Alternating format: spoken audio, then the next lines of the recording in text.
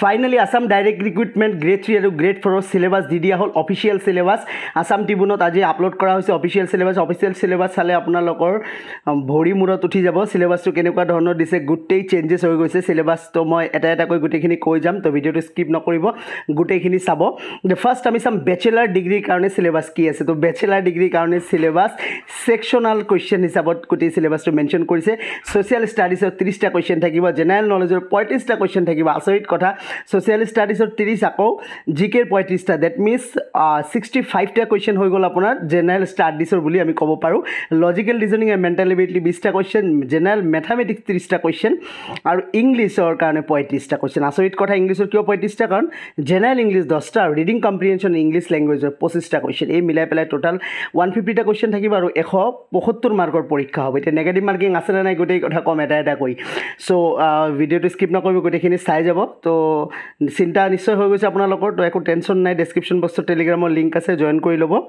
তাত মই গোটেইখিনি ভালদৰে আপোনালোকক বুজাই দিম কেনেকৈ পঢ়িব লাগিব তো HSLC লেভেলটো চাই ল'ম HSLC লেভেলৰ সিলেবাছ কি আছে সোশ্যাল ষ্টাডিজ 30টা কোৱেশ্চন থাকিব জেনাৰেল নলেজ 30টা কোৱেশ্চন থাকিব দ্যাট মিন্স 60টা কোৱেশ্চন থাকিব general studies logical reasoning and mental ability 20টা কোৱেশ্চন জেনাৰেল ইংলিছৰ 35টা কোৱেশ্চন থাকিব জেনাৰেল ইংলিছ দ্যাট মিন্স ইয়াতে কম্প্ৰিহেনশ্যন নাই আৰু জেনাৰেল মেথমেটিক্স 35টা দ্যাট মিন্স মেথছৰ 35টা কোৱেশ্চন আছে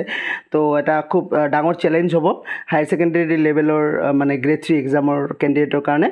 তো টোটাল 150টা কোৱেশ্চন থাকিব 150 মাৰ্কছৰ সময় 3 ঘণ্টা তো গ্ৰেজুৱেট লেভেলৰ যেটো পৰীক্ষা তাতেও সময় 3 ঘণ্টা ডিউৰেশ্যন 3 আৱাৰ্ছ বুলি মেনশ্যন কৰিছে সো সময়টো খুব ধুনীয়া দিছে যে 150টা কোৱেশ্চনৰ এগেইনষ্টত 3 ঘণ্টা সময়টো ধুনীয়া বাট সিলেবাছ টোটেলি চেঞ্জ ভবাৰ বাহিৰত সিলেবাছ আহি গৈছে এটা ড্ৰাইভাৰ লেভেলত যদি আমি চাওঁ ড্ৰাইভাৰ লেভেলত জেনাৰেল সোশ্যাল ষ্টাডিজ 20টা জেনাৰেল নলেজ 30টা লজিকেল ৰিজনিং মেণ্টেল এবিলিটি 20টা জেনাৰেল ইংলিছ 30টা জেনাৰেল মেথমেটিক্স 30টা আৰু ৰোড ট্ৰান্সপৰ্ট এইটো আহি গ'ল ৰোড ট্ৰান্সপৰ্টৰ ওপৰত পঢ়িব লাগিব ড্ৰাইভাৰৰ কাৰণে 20টা কোৱেশ্চন মুঠ 150টা কোৱেশ্চন 150 মাৰ্কছ এতিয়া নেগেটিভ আছে নে আমি চাই ল'ম সবতকৈ ডাঙৰ চেঞ্জেছ এইবাৰ এডিআৰিত নেগেটিভ মাৰ্কিং আছে তো কিমান নেগেটিভ আছে 4টা কোৱেশ্চন ভুল কৰিলে 1 মাৰ্ক কাটা যাব দ্যাট মিন্স 0.25 নেগেটিভ যাব 1 মাৰ্ক কোৱেশ্চনৰ কাৰণে যদি 2 মাৰ্কৰ কোৱেশ্চন থাকে দ্যাট মিন্স গ্ৰেজুৱেট লেভেলৰ যেটো ৰিডিং কম্প্ৰিহেনশ্যন তাতে এটা কোৱেশ্চন 2 মাৰ্ক কৈ থাকিব সেই 2 মাৰ্কৰ কোৱেশ্চনৰ নেগেটিভ যদি খায় আপুনি দ্যাট মিন্স এটা কোৱেশ্চন ভুল কৰে তেন্তে 0.50 মাৰ্ক আপোনাৰ কাটা যাব এটা question paper Assamese Bengali English Bodo আৰু হিন্দী মুঠ 5খন লেংগুৱেজত কোৱেশ্চন পেপাৰ দিয়া হ'ব ঠিক আছে এটা এক্সাম কেতিয়া হ'ব পিছত নোটিস কৰা হ'ব তো বুজি পালে তো সিলেবাস টোটাল চেঞ্জ হৈ গ'ল এটা গ্ৰেড 4 টু কোৱাৰ আগতে চিন্তা হৈ গৈছে গ্ৰেড 3 সকলৰ একো টেনশ্যন নাই নতুনকৈ আমি ষ্টাডি কৰিম প্লেনিং নতুনকৈ কৰিম গোটেইখিনি আপোনালোকক আমাৰ চেনেলতে কৰাই দিম টেলিগ্ৰামৰ লিংক ডেছক্ৰিপশ্যনত আছে অহাকালিৰ পৰা খুব ধুনীয়াকৈ এটা ষ্ট্ৰেটেজি লৈ আনা হ'ব যে কাৰণ সিলেবাস টোটাল চেঞ্জ হৈ গ'ল এই কম সময়ৰ ভিতৰত নিজকে কেনেকৈ প্ৰস্তুত কৰিব এই কথাখিনি গোটেইখিনি টুমৰো আলোচনা কৰা হ'ব তো ফাৰ্ষ্ট আমি এতিয়া চাই ল'ম যে আপোনাৰ হেৰি কি আছে গ্ৰেড 4 লেভেলৰ সিলেবাছ কি আছে এটা গ্ৰেড 4 লেভেলত যদি আমি সিলেবাছখন চাওঁ তেন্তে কি হ'ব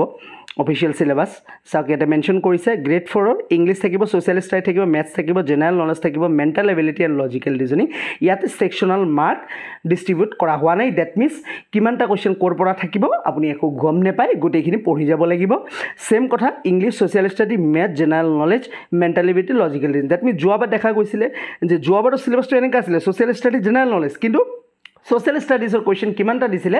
আমি একজেক্ট আগতে ক'ব পৰা নাছিলোঁ কিন্তু গ্ৰেড 3 এইবাৰ মেনশ্যন কৰি দিছে যে সোশ্যাল ষ্টাডি 30টা জেনাৰেল নলেজ 35টা বুজি পালে না কথাটো কিন্তু গ্ৰেড 4 লেভেলত একো মেনশ্যন নকৰিলে English social studies mathematics general knowledge mental ability logical reasoning that means গোটেইখিনি পঢ়ি যাব লাগিব সেম কথা নেগেটিভ মাৰ্কিং গ্ৰেড 4তো নেগেটিভ মাৰ্কিং আছে 135 তো there will be total 135 multiple choice question তো 135টা মাল্টিপল চইচ কুৱেশ্চন থাকিব ঠিক আছে আৰু কি 1 মাৰ্ক কৈ থাকিব এটা কোৱেশ্চনৰ এগেইনষ্ট সময় কিমান পাব 2 ঘণ্টা 30 মিনিট আঢ়ৈ ঘণ্টা আৰু নেগেটিভ মাৰ্কিং 7 নম্বৰ পইণ্টটো চাব negative marks of 0.25 will be awarded for incorrect answer so negative marking আছে তো কেনেকুৱা লাগিলে আপোনালোকৰ সিলেবাছখন জনাবলৈ নাপাহৰিব যিসকলে এতিয়ালৈকে অফিচিয়েল সিলেবাছ পোৱা নাই তেওঁলোকৰ ভিডিঅ'টো ডেফিনেটলি শ্বেয়াৰ কৰি দিয়ক আৰু নতুন কোনোবা থাকিলে চেনেলটো ছাবস্ক্ৰাইব কৰি ৰাখক টেলিগ্ৰাম চেনেলৰ লিংকটো ডেছক্ৰিপশ্যনত আছে ফটাফট জইন কৰি লওক টুমৰো আমি খুব ধুনীয়া ষ্ট্ৰেটেজি লৈ আহিম আৰু এই ষ্ট্ৰেটেজি মতে আমি টোটেল প্ৰিপাৰেশ্যন চেঞ্জ কৰিম কেনেকৈ মেথছখিনি আপোনালোকক 100% কভাৰ কৰাই দিম আৰু জেনাৰেল ষ্টাডিজৰ কি পঢ়িব লাগিব সোশ্যাল ষ্টাডিজ কি পঢ়িব লাগিব এই গোটেই কথাখিনি আমি আলোচনা কৰিম যাতে এইবাৰ যেনেকৈ হওক আপোনালোকে এডিআৰি গ্ৰেড 3 বা গ্ৰেড 4 এটা চাকৰি ল'বলৈ সক্ষম হয় তো একো চিন্তা নাই ডেফিনেটলি ভাল সুফল আহিব যেটো সিলেবাছ আহিলে আৰু ইয়াত লৈ আমি আৰু নেগেটিভ আলোচনা নকৰোঁ তো ঠিক আছে তো সকলোকে টেলিগ্ৰামত লগ পাম থেংক ইউ ছ' মাছ